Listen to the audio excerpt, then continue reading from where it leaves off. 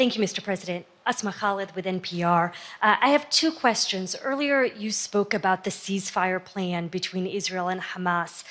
We're now looking at 10 months of war, and I'm curious if there's anything that you feel personally you wish you would have done differently over the course of the war.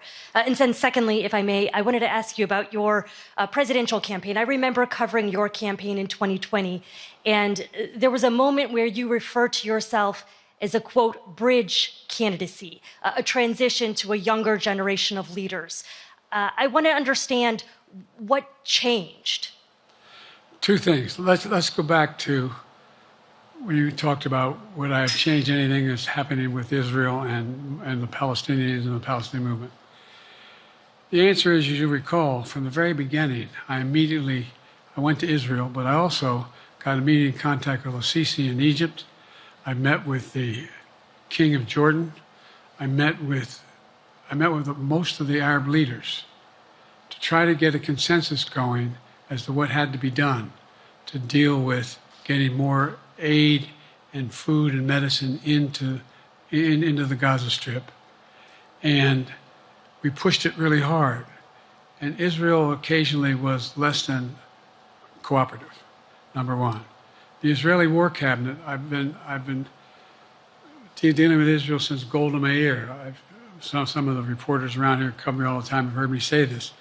The first time I met with Golda Meir, I sat across from her at her desk, and her assistant was Rabin sitting next to me. That's how far back I go. I know Israel well, and I support Israel. But this war cabinet is one of the most conservative war cabinets in the history of Israel. And there's no ultimate answer other than a two-state solution here. And so what was able to be done in terms of the plan I put together was it would be a process for a two-state solution. And we get the Arab nations to, particularly from Egypt all the way to Saudi Arabia, to be in a position where they would cooperate in the transition so that they could keep the peace in Gaza without Israeli forces staying in Gaza. The question has been from the beginning, what's the day after in Gaza? And the day after in Gaza has to be, the end of the day after has to be no occupation by Israel on the Gaza Strip, as well as the ability for us to get in and out as rapidly as you can, all that's needed there. I've been disappointed that some of the things that I've put forward have not succeeded as well, like the port reattached from Cyprus. I was hopeful that would be more successful. But that's why when I went to Israel immediately after the massacres that occurred at the hands of Hamas, the one thing I said to the Israelis, and I met with the War Cabinet and with Bibi, don't make the same mistake America made after bin Laden. There's no need to occupy anywhere. Go after the people who did the job. You may recall, I still get criticized for it, but I was totally opposed to the occupation and trying to unite Afghanistan.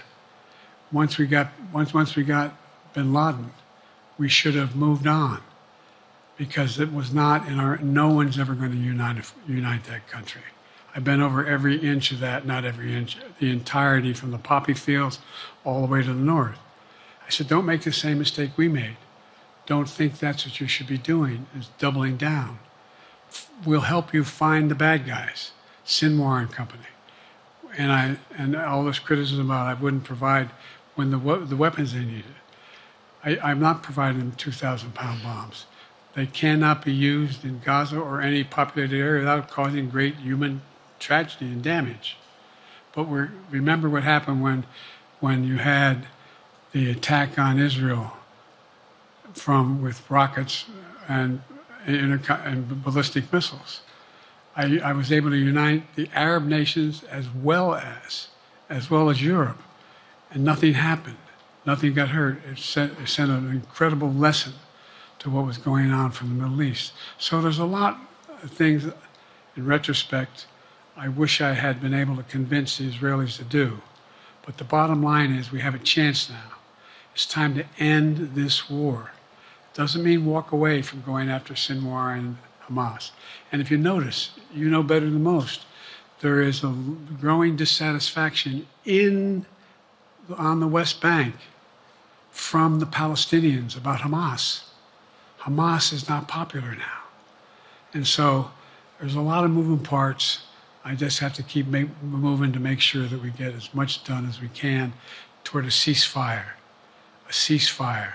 and get those. And by the way, look at the numbers in Israel. I mean, my numbers are better in Israel than they are here. But then again, they're better than a lot of other people here too. But anyway. Bridge candidacy in 2020, you referred to yourself as being a